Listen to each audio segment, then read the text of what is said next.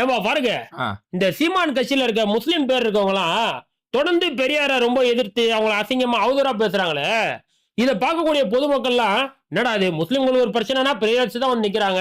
இப்படி இந்த பெரியாரையே இந்த முஸ்லிம்கள் இப்படி எதிர்த்து பேசுறாங்களேன்னு சொல்லி பார்க்கிறவங்களாம் ஒரு மாதிரி கேவலமா நினைக்க மாட்டாங்க? நீ சொல்றதுதான் உண்மை.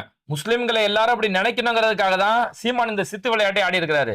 அதுவும் இப்ப சமீபத்துல ஆர்எஸ்எஸ் மேடை ஏறிட்டு வந்தார்ல, அதுல இருந்து இன்னும் தீவிரமா ஆடிட்டு இருக்கிறாரு. இல்லப்பா, அந்த ஹிஜாப் போட்ட அந்த சீமானோட தங்கச்சி என்ன சொல்லுதுன்னா, பெரியார் வந்து ஒரு ஈர வெங்காயம், அவன் ஒரு பிச்சைக்கார பையன், கடவுள் இல்லைன்னு சொன்னவன், கடவுளை கற்பிச்சவன் காட்டு மிராண்டி.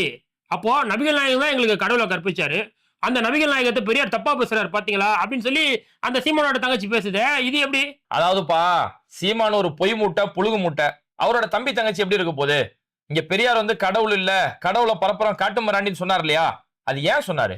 அதாவது கடவுளை மற, மனிதனை நினை, அதுக்காக தான் இந்த வார்த்தையை பெரியார் சொன்னாரு.